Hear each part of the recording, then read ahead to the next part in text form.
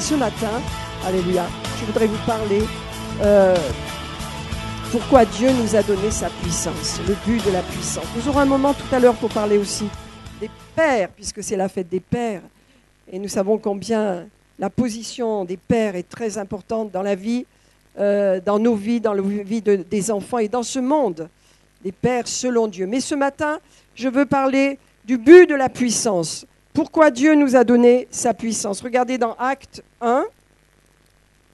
Seigneur, je te remercie pour ta parole qui nous éclaire ce matin, qui nous rappelle que le Saint-Esprit a été donné, alléluia, à l'Église, à la Pentecôte, pour commencer, Seigneur, cette glorieuse Église que tu t'es choisie, que tu te formes, que tu t'es acquis au prix du sang, et une Église qui a ta puissance, des cœurs revêtus de manteaux de puissance. Et je te remercie, Seigneur, de ce que ton Saint-Esprit a été libéré en ce jour, et que ton Saint-Esprit est libéré sur chacun et sur chacune ce matin, afin que chacun comprenne ce qu'il et elle a reçu, alléluia, afin d'agir en fonction du Saint-Esprit ce matin, et de ne pas agir selon, on peut dire, la religion. Qu'est-ce que c'est la religion? Quand je parle religion, je n'ai aucune a priori, mais l'esprit religieux veut acquérir le salut ou les grâces de Dieu par des œuvres, pour mériter. Oh Seigneur, je fais ça, et si je fais ça, tu vas me donner ça. Ça, c'est la religion. C'est l'esprit religieux. Et cet esprit religieux, Jésus est venu le détruire à la croix. Tout ce que nous avons besoin se reçoit grâce à la croix de Jésus. Toute la puissance, l'onction, l'honneur, les miracles, tout ce que Dieu veut donner, le salut se reçoit grâce à l'œuvre de la croix de Jésus. C'est pourquoi nous ne pouvons pas nous tenir devant Dieu par nos œuvres. Non, parce que tout ce que nous faisons, le Saint-Esprit l'initie dans notre cœur, parce que nous sommes formés par Dieu. Et si nous fabriquons de la religion dans nos vies, ce matin, nous voulons la casser, la détruire. Parce que, vous voyez, les gens qui marchent avec un esprit religieux, ils pensent que Dieu ne les aime pas assez et qu'ils doivent faire plus de choses. Oui, nous devons faire beaucoup, mais tout par la puissance du Saint-Esprit. Et le Saint-Esprit étant en nous, il va nous rendre capables, nous allons le voir ce matin, d'agir, de faire des choses. Mais tout doit être fait par la puissance du Saint-Esprit, grâce aux capacités du Saint-Esprit en nous. C'est pourquoi Dieu nous a donné ce Saint-Esprit. Si nous vivons avec un esprit religieux, nous disons au Saint-Esprit, tu es tout petit dans ma vie, toi tu ne peux pas faire grand-chose. Moi, si je m'améliore moi-même, si je fais que je sois meilleur moi-même, alors Dieu va me donner. Dieu, je vais lui plaire. Ça vient d'un esprit religieux. Et frères et sœurs, ça, on ne peut rien obtenir avec cela. On va attrister le Saint-Esprit et on n'aura aucune puissance. Vous savez, nous venons tous d'un milieu religieux parce que la religion est humaine. Bien que moi, je n'étais pas croyante, j'avais un esprit religieux. Nous avons tous un esprit religieux avant de connaître Christ. L'œuvre de l'enseignement que Dieu nous donne, c'est de nous séparer de cet esprit qui nous masque la grandeur et la puissance de Dieu. Il y a beaucoup de religiosité dans l'Église, parce que j'entends quelquefois les chrétiens se plaindre et avoir peur. Est-ce que Dieu va m'aimer? Est-ce que Dieu peut faire ça pour moi? Est-ce que je plais à Dieu? Beaucoup sont attaqués dans leur foi parce qu'ils ne sont pas établis pleinement sur l'œuvre de la croix. Frères et sœurs, c'est grâce à la croix que nous pouvons nous tenir devant Dieu et que nous sommes aimés. Qu'est-ce qui peut nous séparer de l'amour de Dieu, nous qui avons accepté l'œuvre de la croix? Rien ne peut nous séparer de l'amour de Dieu. Alléluia, qui a été manifesté en Jésus-Christ. Si nous marchons en communion avec Dieu, alléluia, le sang de Jésus nous purifie. Alléluia, de tout péché. Si nous demandons pardon à Dieu, nous sommes purifiés de tout péché. Alléluia, et nous pouvons marcher en nouveauté de vie. C'est pourquoi, frères et sœurs, nous devons comprendre pourquoi Dieu a libéré sa puissance à la Pentecôte. Comment est-ce que l'Église est née? Qu'est-ce que l'Église? J'entends des choses qui me heurtent. Parce que vous voyez, le but de l'Église, qu'est-ce que c'est le but de l'Église? C'est d'enseigner des croyants, c'est vrai, afin qu'ils soient formés en disciples, et c'est d'évangéliser notre monde. C'est d'évangéliser notre monde. C'est de changer notre monde. Alléluia. Vous savez, quand nous aimons l'Église, nous comprenons sa mission. Alléluia. Cette Église a une mission. Elle s'appelle Revivre.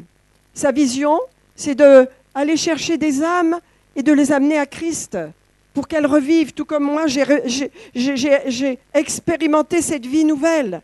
Le Seigneur est venu me chercher alors que j'étais loin de lui. Il m'a touché, il m'a changé. En un instant, son esprit m'a transformé. Et j'étais une nouvelle personne. Je n'ai plus fait les choses que je faisais dans le passé, j'ai changé. Donc c'est la mission de notre Église, c'est la mission de l'Église. L'Église est née dans le Saint-Esprit par la puissance de Dieu pour former, transformer les gens afin qu'ils aillent, qu'ils répondent à la grande mission. Alors ça ne plaît pas beaucoup, ça ne plaît pas toujours que l'on parle de mission, mais vous savez, nous avons une mission. Dieu travaille avec ceux qui veulent avancer dans cette mission. Alléluia. C'est pourquoi nous allons faire plus dans les mois qui viennent. Parce que nous voulons inviter tous ceux qui n'ont pas d'église dans des moments différents du culte du dimanche matin, leur donner l'occasion d'être bénis au travers de la parole, d'être bénis au travers de beaucoup de choses que nous allons faire, du spectacle, des danses, de façon vraiment à toucher des âmes nouvelles. Amen. Alléluia. Ça, c'est important. Et on a besoin de vous, bien sûr, et de chacun, afin que vous invitiez des personnes, afin que vous ameniez vos amis, afin que vraiment vous ne vous priviez pas de la grâce de Dieu et que vous n'empêchez pas des personnes autour de vous de venir recevoir. C'est pourquoi nous allons faire plus de choses. Non pas pour faire plus de choses, mais pour amener plus de personnes au Seigneur. Car c'est notre vision. Donc regardons dans Acte 1, verset 8. On va lire au verset 6. Les apôtres étaient réunis et ils demandèrent au Seigneur: Seigneur, est-ce en ce temps que tu rétabliras le royaume d'Israël? Jésus leur répondit: ce n'est pas à vous, ce n'est pas à votre génération. Vous voyez, ce n'est pas à vous à connaître les temps et les moments que le Père a fixés de sa propre autorité.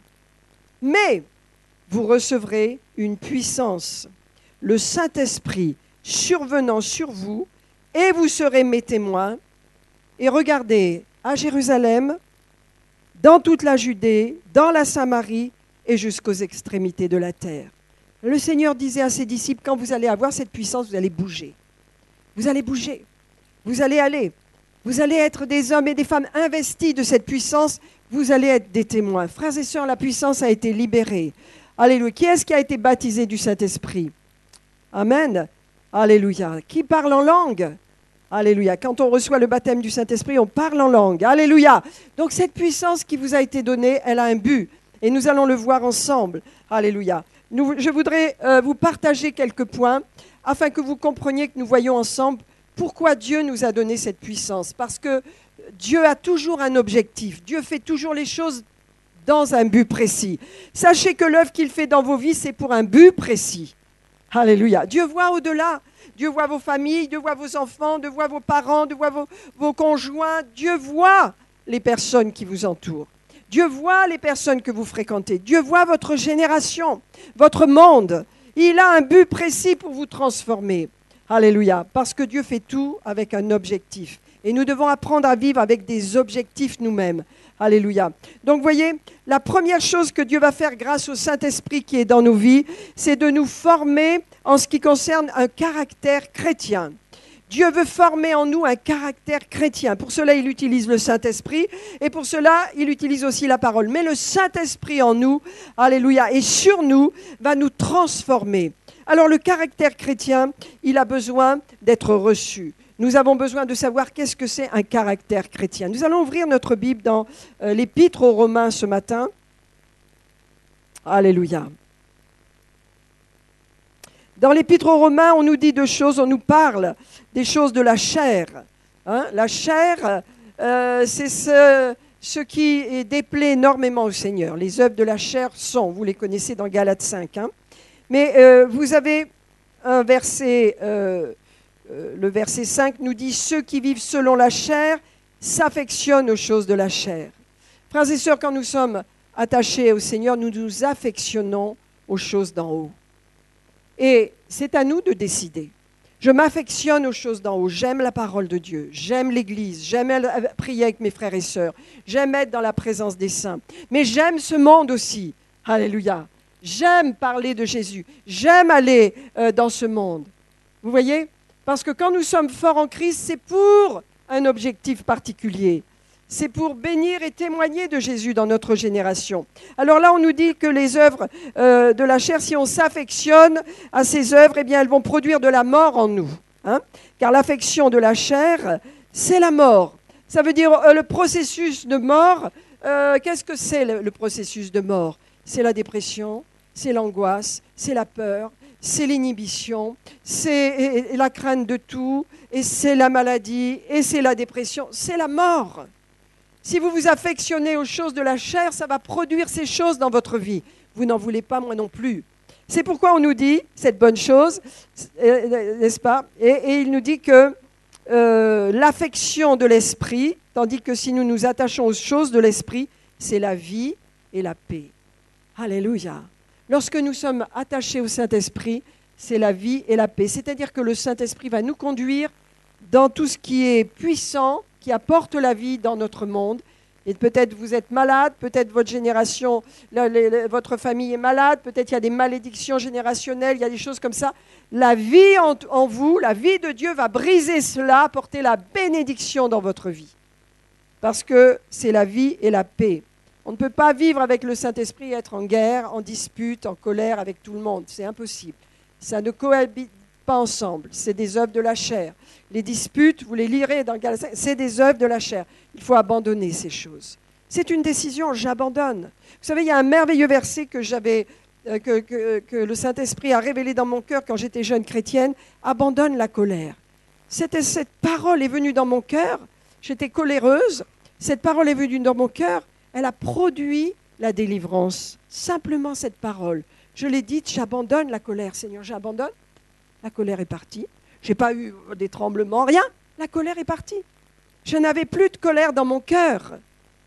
Abandonne la colère, frères et sœurs. Abandonnez la colère. S'il y a des personnes qui sont encore dans la colère et qui sont coléreuses, abandonnez. Il y a une colère qui ne glorifie pas Dieu.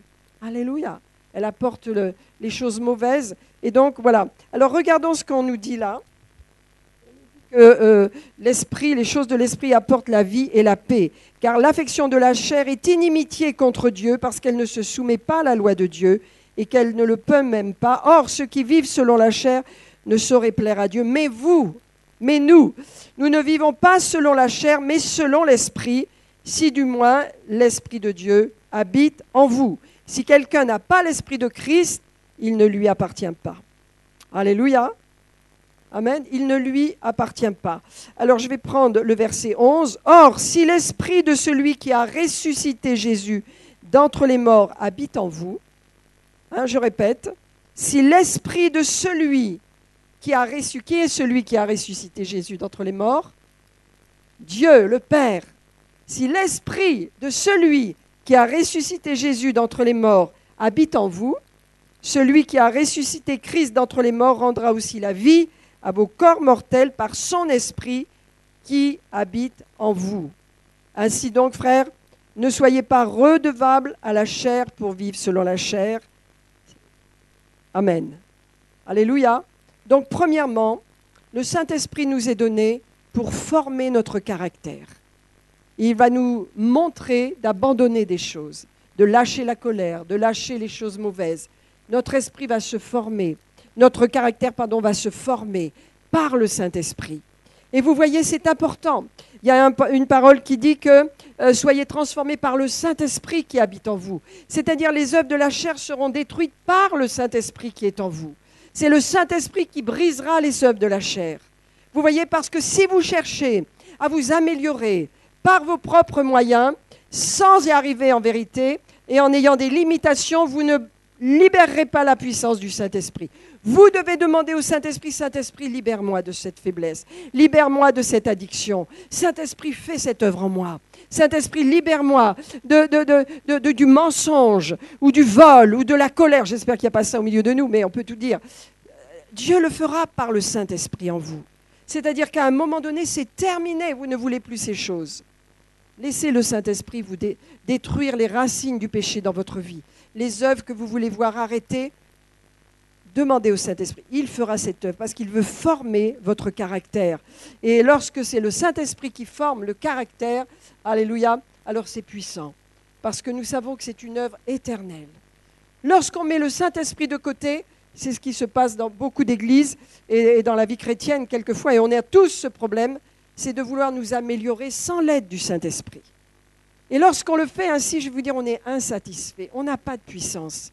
Il faut demander au Saint-Esprit d'intervenir dans notre vie, dans notre caractère, dans tout ce qui ne va pas en nous. Il ne faut pas y aller avec nos propres forces. Il faut, Seigneur, je veux que tu m'aides à résoudre ce problème. Je m'attends à toi. Libère-moi de ceci, libère-moi de cela. Saint-Esprit va le faire. C'est son œuvre. Son œuvre, premièrement, c'est de former en vous un caractère divin, un caractère comme Jésus. Alors, laissons-lui de la place. Laissons de la place au Saint-Esprit. Honorons le Saint-Esprit. Vivons en conscience du Saint-Esprit. Sachons que l'Esprit de Jésus habite en nous. Alléluia. Et qu'il est également sur nous pour accomplir des œuvres puissantes. Ensuite, alléluia, le Saint-Esprit va nous aider à remplir le ministère qu'il nous a confié. Le Seigneur a confié un ministère à chacun d'entre nous. Il nous a dit, allez par tout le monde prêcher la bonne parole. À tous ceux qui voudront bien l'accepter, eh bien qu'ils soient baptisés. Donc le Saint-Esprit en vous va vous donner la force de faire ces choses. Si vous libérez le Saint-Esprit, si vous avez une communion avec le Saint-Esprit, il va vous utiliser. Quand vous faites vos courses, quand vous allez à droite, à gauche, le Saint-Esprit va vous parler, vous allez être à l'écoute du Saint-Esprit. Et il va vous conduire.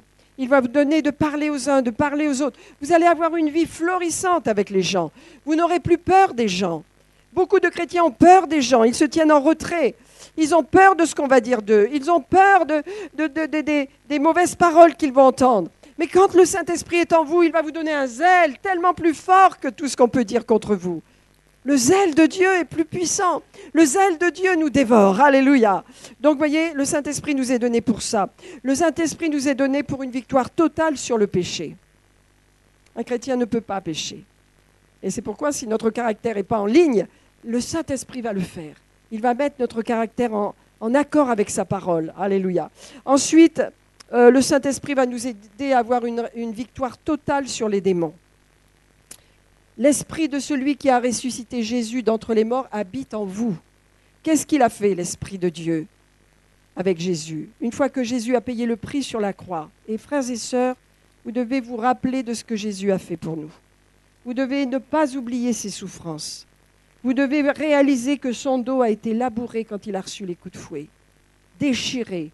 Vous devez vous rappeler qu'il a été couché sur cette croix avec un dos labouré, qu'il a été cloué sur la croix, élevé, qu'il a souffert physiquement. Mais le plus terrible de ses souffrances, c'est lorsque il a crié « Père, Père, pourquoi m'as-tu abandonné ?»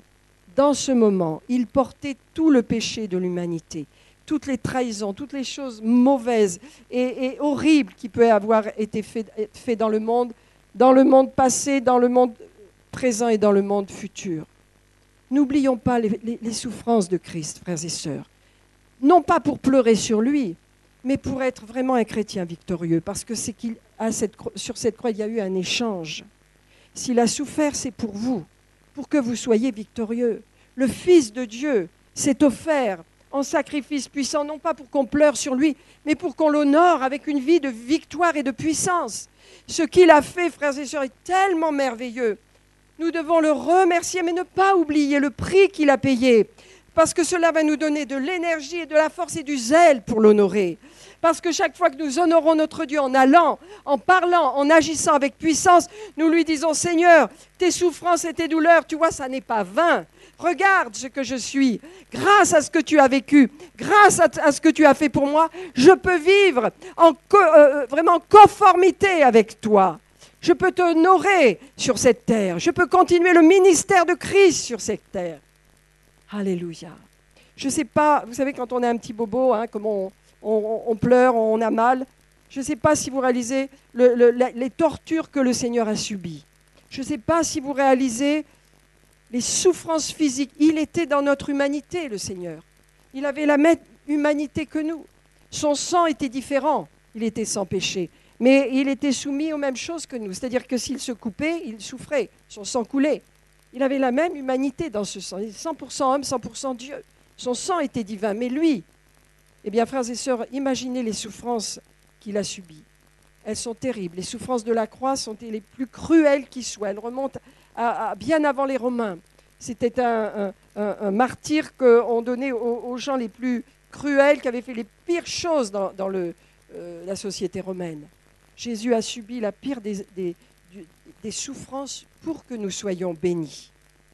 C'est pourquoi nous ne pouvons pas avoir une vie médiocre. Nous ne pouvons pas avoir une vie minable. Non, c'est parce que si on met la croix de côté, on est des misérables. Mais si on dit, non pas pour pleurer sur Jésus, mais pour reconnaître le prix de notre vie, le prix de notre salut, et pour lui dire, mon Dieu Seigneur, je veux que ma vie t'honore. Oh, je veux que ma vie soit pleine de zèle pour toi. Je veux gagner des âmes. Je veux être une bénédiction dans mon monde. Je veux vivre une vie pleinement jusqu'à ce que tu me prennes avec toi.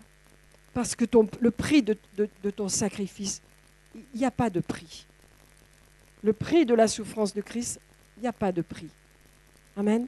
Et comme je continue, lorsqu'il a souffert physiquement le martyr, c'est vrai, mais ce qu'il a souffert de plus, ça on ne peut pas le connaître. C'est lorsqu'il a porté le péché, la coupe de la souffrance de l'humanité, tout ce qu'il y a de plus sale, de plus répugnant, de plus abject, il a dû le recevoir sur lui. Et ça l'a conduit, il est mort spirituellement là. Il est descendu en enfer. Le Fils de Dieu a connu la mort pour nous. Vous voyez ? Donc ces souffrances sont énormes. On ne peut pas vivre une vie misérable. On n'a pas le droit, nous chrétiens, si on a compris la croix. On ne peut pas être misérable. On ne peut que relever notre tête et glorifier notre Dieu. Parce que notre vie a trop de prix pour Dieu. On a chanté la rédemption. Le rachat de notre vie n'a pas de prix. Il a le prix de la vie de Jésus. Amen. Pourquoi je vous dis ça? C'est pour que nous ayons une vie qui honore Dieu. Et lorsqu'on laisse le Saint-Esprit, alléluia, agir dans notre vie, il va détruire les œuvres de la chair. Le Saint-Esprit va nous libérer. Nous allons être des hommes et des femmes qui glorifions Dieu parce que nous laissons au Saint-Esprit la place qui lui est due dans notre vie. Alléluia. On peut vivre en tant que chrétien et sans laisser le Saint-Esprit agir. Il y a des personnes qui se battent avec leur caractère, avec des problèmes personnels, parce que vous avez mis le Saint-Esprit de côté. Si vous laissez le Saint-Esprit agir dans votre vie, que vous lui remettez vos problèmes, il va détruire les racines qui vous empêchent d'avancer. Il va pulvériser les choses, il va vous montrer comment libérer ces choses. Vous allez être libérés parce que le Saint-Esprit brise les jougs. Tous les jougs de l'ennemi, de la tradition, de la religiosité, de la culpabilité, de la condamnation, le Saint-Esprit va briser tout cela. Alléluia. Amen. Gloire à Dieu. Donc vous aurez la victoire sur Satan. Alléluia, sur tous les démons. Vous devez savoir qu'il y a conflit entre le royaume de Dieu et le royaume des ténèbres. Nous sommes du royaume de Dieu. Nous appartenons au royaume de Dieu. Mais il y a un royaume des ténèbres. Vous le savez. Jésus l'a détruit, l'a vaincu. Il est actif dans le monde. Mais nous, l'Église, nous avons autorité sur lui. Donc nous marchons contre les ténèbres. Ce n'est pas eux qui marchent contre nous. C'est nous qui marchons contre lui. Et nous disons aux ténèbres, tu recules dans cette ville, tu recules dans cette région. Et la gloire de Dieu est manifestée au nom de Jésus. Amen. Alléluia. C'est pourquoi il faut jeûner. C'est pourquoi je vous encourage à être fidèles dans le jeûne que nous allons avoir ces 3 jours, parce que nous voulons voir de grandes choses se produire au milieu de nous. Alléluia. Donc la puissance contre les ténèbres, alléluia. Et cela va nous aider, le Saint-Esprit, à avoir un cœur obéissant. Un cœur obéissant. Maintenant, regardez Luc 24. Je voudrais qu'on regarde de plus près et qu'on étudie Luc 24. Je vous parle du Saint-Esprit ce matin. Je vous parle de la puissance du Saint-Esprit que vous avez reçue. Et je vous parle de son œuvre. Ce qu'il veut faire en nous, c'est une œuvre surnaturelle. Je vous parle de surnaturel. Depuis 3 dimanches, je vous parle de l'œuvre du surnaturel que Dieu a fait en nous parce que nous nous appelons chrétiens. Nous sommes chrétiens, ça veut dire comme Christ. Alléluia. Regardons ce verset, Luc 24, le verset 49. Alléluia. Donc c'est Jésus qui parle. Et regardez ce qu'il leur dit. Vous êtes témoins de ces choses. Bien. Jésus dit, voici, j'enverrai sur vous ce que mon Père a promis, mais vous restez dans la ville jusqu'à ce que vous soyez revêtus de la puissance d'en haut. Je répète ce verset. c'est Jésus qui parle, il dit « J'enverrai sur vous ce que mon Père a promis, mais vous, restez dans la ville. » Regardez, entourez le verbe « rester », nous allons l'étudier. « Restez dans la ville jusqu'à ce que vous soyez revêtus. » On va revoir aussi ce que veut dire le mot « revêtu ». Hein? Revêtu de quoi? De la puissance d'en haut. Et le mot « puissance », ces trois mots dans ce verset sont importants. Il nous parle de l'œuvre du Saint-Esprit. Il nous parle de l'action du Saint-Esprit dans nos vies. Rester, alléluia, revêtu et puissance. Alors premièrement, nous allons voir ce que veut dire ce mot « rester » dans le grec. Parce que ce n'est pas du tout la connotation que nous imaginons. Hein, nous imaginons que le Seigneur leur a dit « Allez vous mettre dans un petit coin, ne bougez plus ». Et c'est vrai qu'ils sont allés dans la chambre haute et ils ont attendu ce que le Père a promis. Mais dans ce mot « rester », il se dit en grec « katizo », hein, c'est K-A-T-H-I-Z-O. Qu'est-ce que cela veut dire? Ça veut dire assis calmement, faire que l'on s'assoie, et ça ne veut pas dire que l'on s'assoit pour ne rien faire, mais que l'on s'assoit dans une position pour régner. Jésus était en train de leur dire, vous allez régner, vous allez vous asseoir dans une position élevée. Quand il leur dit restez, ça veut dire vous allez vous asseoir dans une position élevée parce que je vous appelle à régner. Alors c'est très important, moi je ne connais pas le grec, hein, mais j'ai lu cette explication de la part de théologiens qui eux connaissent le grec. Et ça nous change la vision bien sûr de ce verset. Lorsque Jésus leur a parlé en leur disant restez, positionnez-vous, je vais vous placer dans une position élevée, alléluia, une position pour régner. Et lorsque vous étudiez un peu plus loin ce verset, cette parole, ce mot qui s'appelle katizo, vous le trouvez dans Éphésiens chapitre 2. Je vais vous le lire. Éphésiens chapitre 2 nous rappelle quoi? Que nous sommes assis, alléluia, où? Dans les lieux célestes avec Christ. Et ça, c'est la position que le Seigneur donnait à ses disciples. Hein, je vous le dis dans Éphésiens chapitre 2, versets 4 à 6.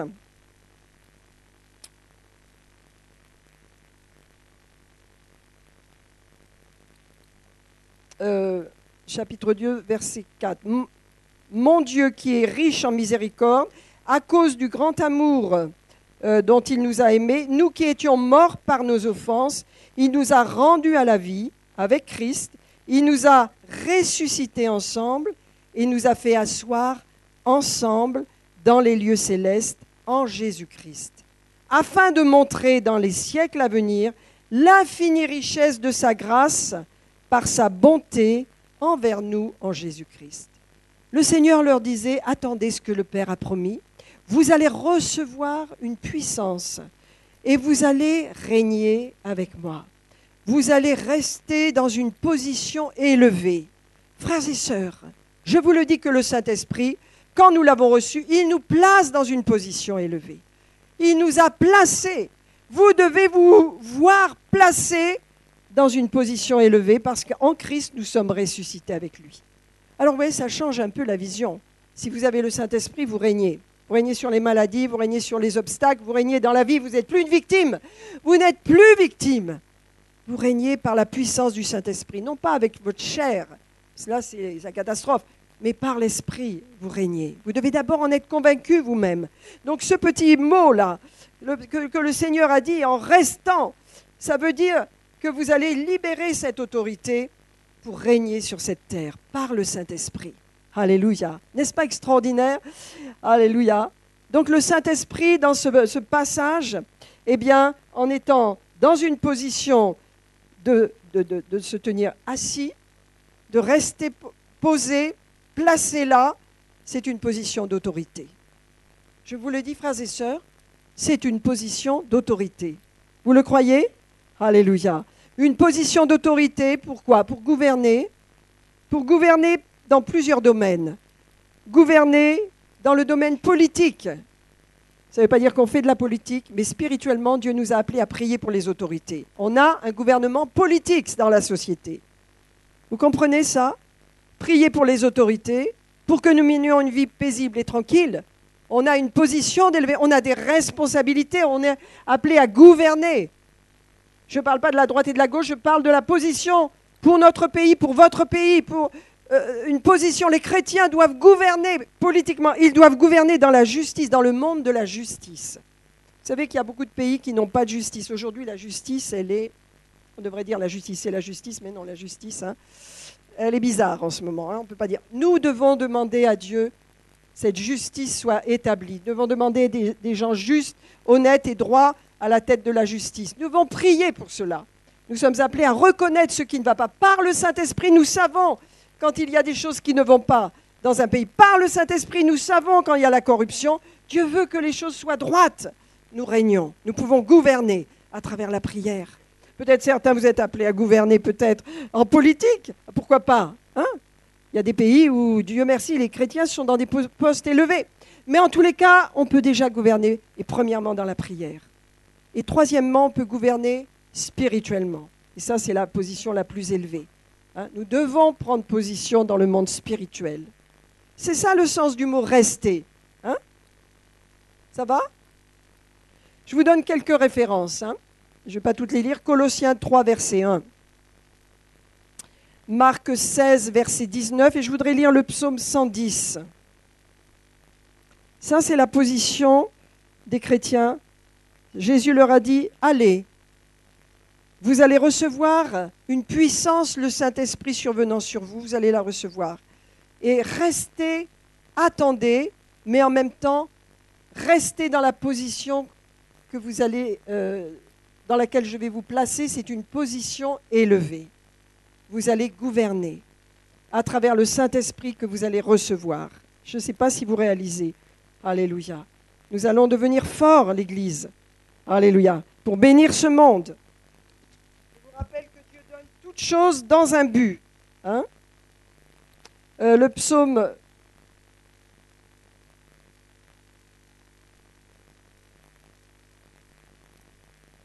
Alors, attendez, j'arrive. Le psaume 110.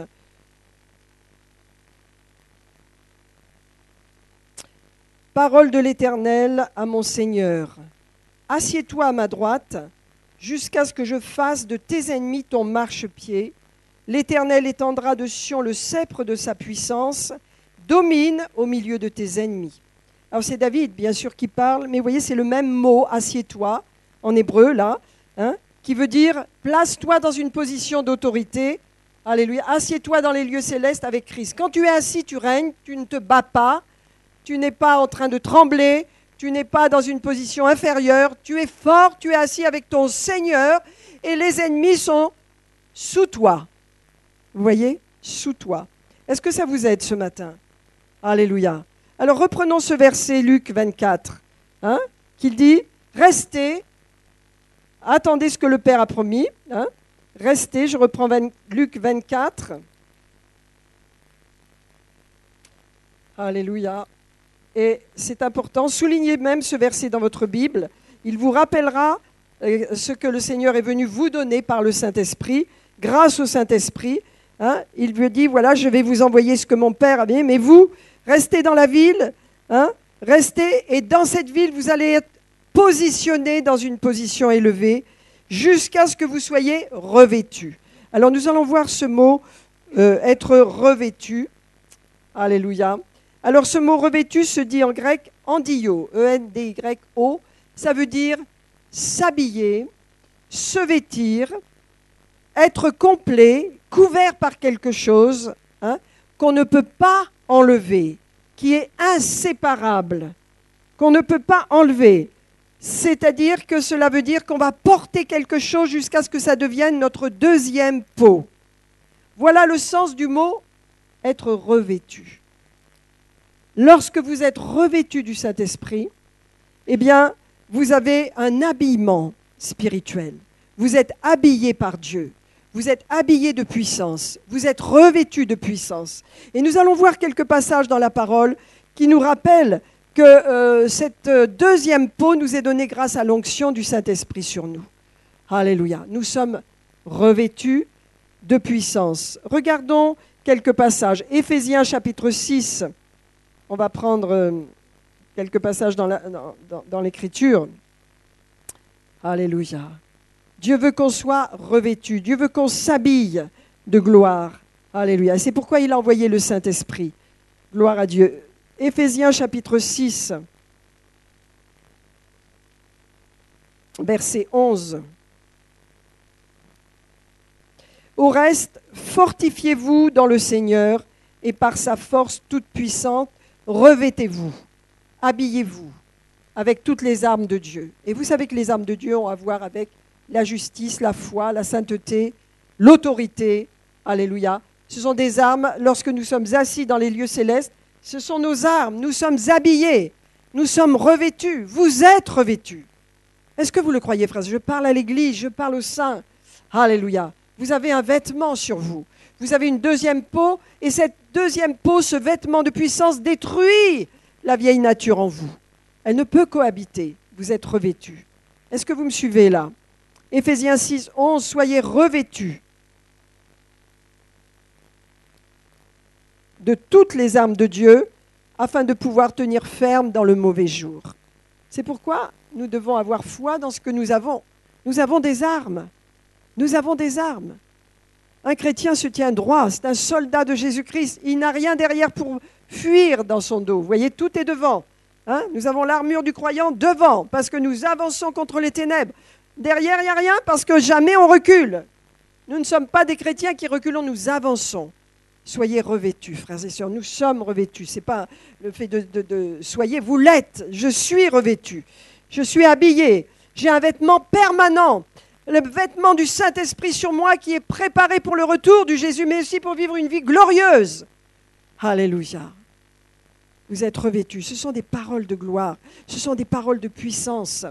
Alléluia. Ce sont des paroles qui viennent dans votre cœur et qui vous édifient ce matin. J'en suis convaincu. Soyez revêtus. Regardez Colossiens chapitre 3. Je devrais dire, vous êtes revêtus. Je suis revêtu. Nous sommes revêtus. Colossiens 3. Verset 9. Ne mentez pas les uns aux autres. Vivons une vie fraternelle, heureuse et bénie entre nous. Hein? Ne mentez pas. Pourquoi? Parce que, pour une bonne raison, ne mentez pas les uns aux autres. Vous avez le verset 9, 3, hein? Chapitre 3, verset 9. Vous étant dépouillés du vieil homme. Alors, on l'a plus, ce vieil homme, cette vieille nature. On l'a plus. Vous êtes dépouillés, moi aussi, je me suis dépouillé. Il y a des gens qui croient qu'ils l'ont encore. Non, on l'a plus. Vous étant dépouillés du vieil homme et de ses œuvres, ayant revêtu l'homme nouveau, qui se renouvelle dans la connaissance selon l'image de celui qui l'a créé. C'est pas beau ça, ce verset? Alléluia. Soyez revêtus. Qu'est-ce que c'est l'homme nouveau? L'être nouveau, la nature nouvelle. Amen. C'est le Saint-Esprit que Dieu nous a donné. C'est la nature nouvelle qui est en nous. Est-ce que c'est simple ce que je vous dis? J'espère que vous comprenez tous, que ce n'est pas trop compliqué. Est-ce que vous avez revêtu? Oui, vous l'avez. Je l'ai. Dites, je ne le sens pas. C'est un fait, vous devez croire ce que dit la parole, c'est la foi. Vous avez revêtu l'homme nouveau, alléluia, qui se renouvelle dans la connaissance de celui, alléluia, qui l'a créé. Alléluia. Plus vous marchez avec Christ, plus vous prenez conscience de ce que vous avez. Voilà ce que ça veut dire. Ça veut dire l'homme nouveau ne va pas changer, lui. Hein? Mais nous changeons. C'est nous qui avons besoin de comprendre. C'est nous qui avons besoin de voir. C'est nous qui avons besoin de réaliser ce que Dieu nous a donné. Allez, c'est nous qui nous renouvelons dans la connaissance. Parce que c'est nous qui sommes la moitié aveugles souvent. Mais Dieu nous a donné ça.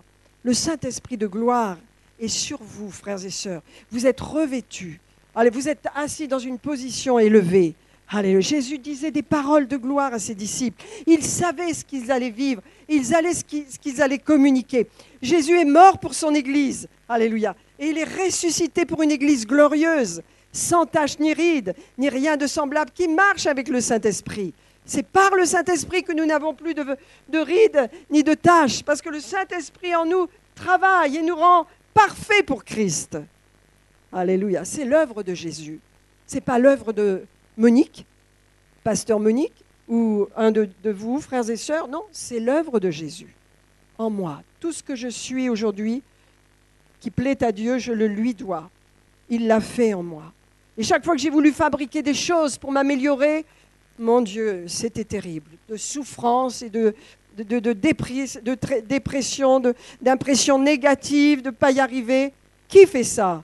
On essaie un jour ou l'autre, on tombe dans ce piège de vouloir nous améliorer. Et le Saint-Esprit est là, il dit, mais qu'est-ce qu'ils font? Je suis là, c'est moi qui les libère, c'est moi qui les élève, c'est ma parole qui les revêt, c'est mon Saint-Esprit qui les habille. Changeons notre façon de voir les choses avec la parole de Dieu. Donc regardons, nous sommes revêtus. Hein? Vous avez vu ce verset-là? Regardez maintenant Romains 13. Qu'est-ce que nous dit Romains 13?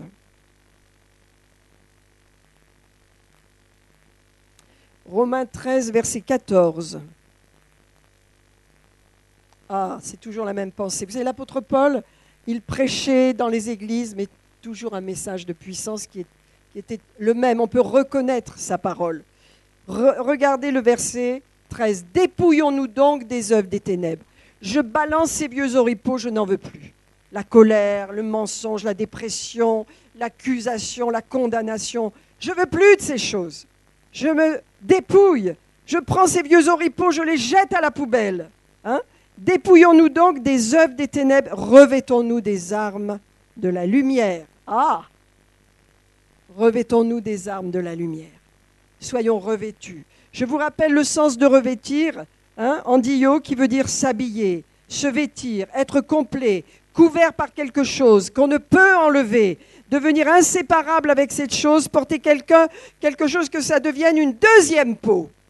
Wow, je vous parle d'être revêtu par Christ. Le Saint-Esprit fait ça. Si nous ne le considérons pas, si nous ne savons pas ce que Dieu nous a donné, si nous n'en avons pas la connaissance, nous le négligeons. Vous voyez, on peut vivre une vie très médiocre sans cette connaissance et on ne peut pas utiliser les armes glorieuses que Dieu nous a données. Mais si on le sait, alléluia, si on devient vraiment des gens qui disent « Merci, j'ai reçu, je vis », alléluia, avec cette assurance que s'il y a quoi que ce soit dans ma vie qui ne va pas, le Saint-Esprit va transformer tout ça, il va pulvériser tout ça, il va me montrer, car c'est le Saint-Esprit qui convainc, qui juge, qui agit dans ma vie, constamment, il me montre les choses dans mon cœur. Et le Saint-Esprit nous montre combien de miracles, combien d'actions de Satan arrêtées, parce que le Saint-Esprit nous a parlé, parce que le Saint-Esprit nous a révélé des choses dans un rêve, dans un songe, dans une parole, en lisant notre Bible. Le Saint-Esprit est constamment à l'œuvre pour nous protéger, pour nous éclairer, pour nous diriger. Combien nous devons écouter notre cœur. Amen. Écoutez à l'intérieur, parce que Dieu dit et parle à l'intérieur de notre cœur. Il a contact avec notre esprit. Dieu n'a pas un contact avec notre tête. Nous la formons, notre tête. Mais il a un contact avec notre esprit. Est-ce que ça vous plaît? Moi, je suis content d'être revêtu. J'ai un vêtement, peut-être on ne le voit pas, vous aussi, mais c'est un vêtement de gloire. Quand Jésus va revenir, pouf, ce vêtement, eh bien, je vais l'utiliser pour partir avec lui. Vous avez tous un vêtement de gloire. Martine, vous avez un vêtement de gloire. Il faut que vous le croyiez. Oui. On porte ce vêtement, et ce vêtement est une arme contre les ténèbres. Vous savez, le diable n'aime pas la sainteté. Je me rappelle, quand le Seigneur nous a appelés au ministère, il a utilisé, pour ma fille notamment, à l'époque elle n'était pas dans le Seigneur, il a utilisé, nous étions allés à un séminaire à l'époque, vous voyez, on commençait nos premiers pas, il a utilisé un couple, c'était des amis qu'on avait, des Canadiens qu'on a eus par la suite, ils sont devenus nos amis, c'était des pasteurs qui sont arrivés, là, des jeunes pasteurs, il y avait la sainteté sur eux, l'esprit de sainteté. Je vais vous dire, du jour au lendemain, il y a eu des changements dans notre famille, rien que d'avoir vu ce couple et d'avoir parlé avec ce couple. Des mauvaises habitudes se sont arrêtées immédiatement parce que la sainteté est tellement puissante, c'est un vêtement que vous avez.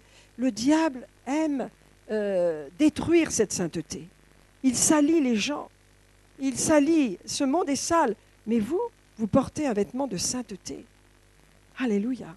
Et cette sainteté, vous voyez, le diable ne l'aime pas, mais vous devez la chérir. Vous êtes revêtus de sainteté, revêtus de gloire. Amen.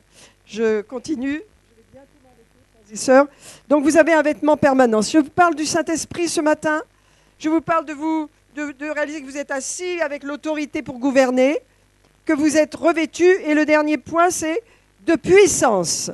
Alléluia. Cela se dit dynamus, qui veut dire, alléluia, la capacité divine, surnaturelle pour régner.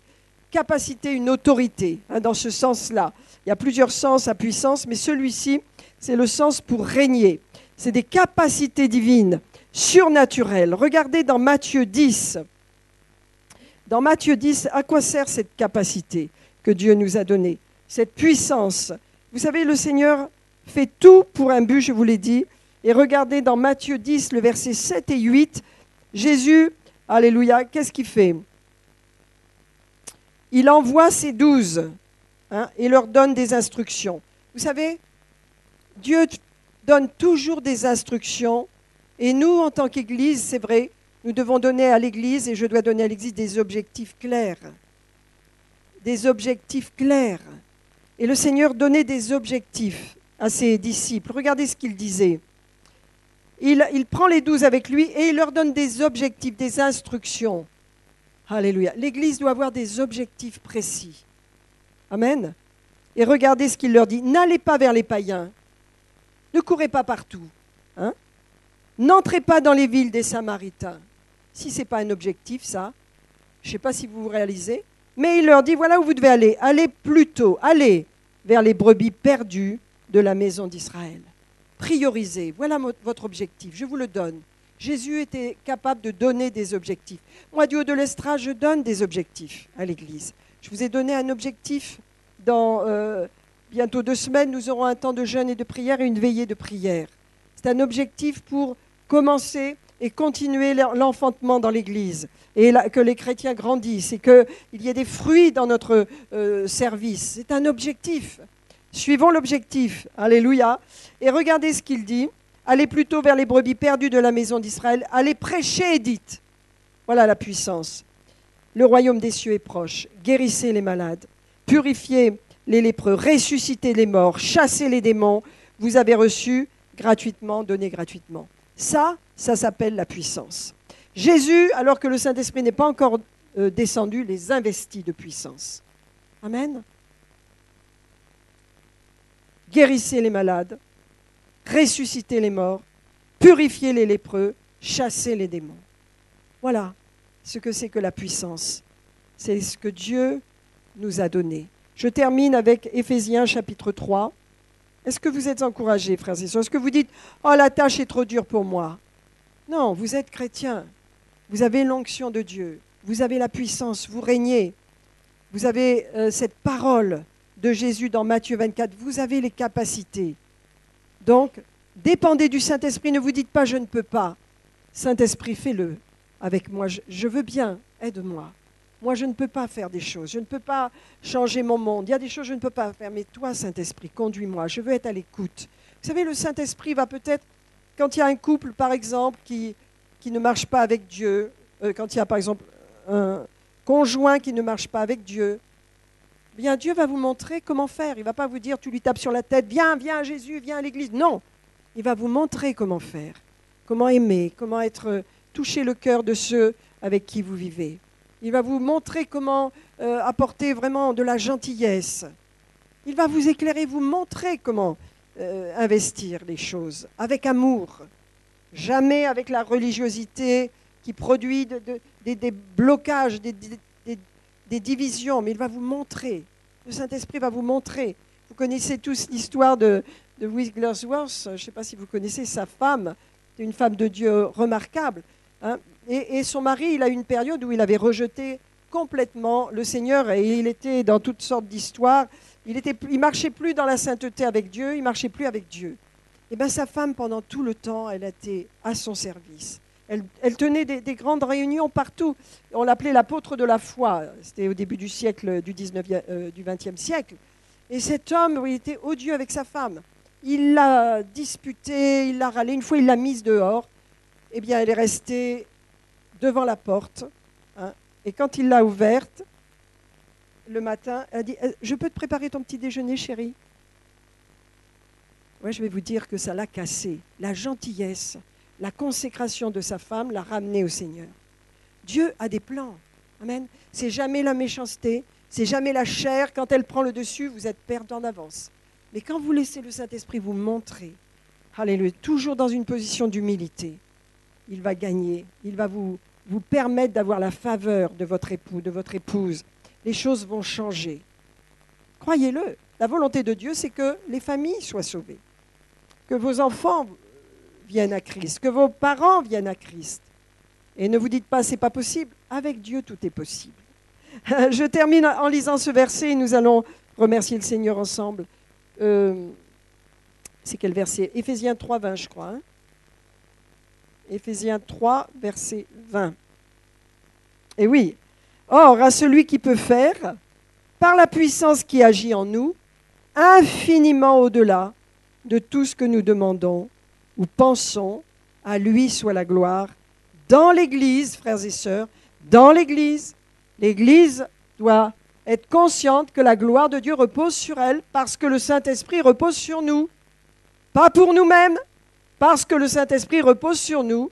À lui soit la gloire dans l'Église et en Jésus-Christ, dans toutes les générations, au siècle des siècles. N'est-ce pas merveilleux, frères et sœurs?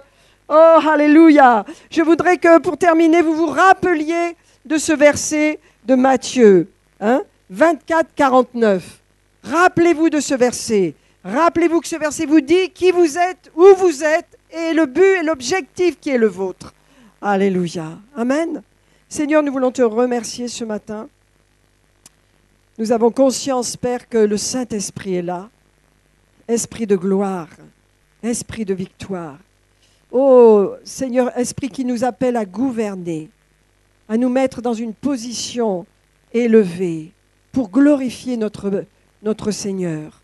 Nous avons conscience, Seigneur, que nous sommes revêtus, habillés de gloire, et que, Seigneur, nous sommes déshabillés, on peut dire, de ces vieux vêtements qui produisent que des mauvaises choses, mais nous avons revêtu les armes de la lumière, Seigneur.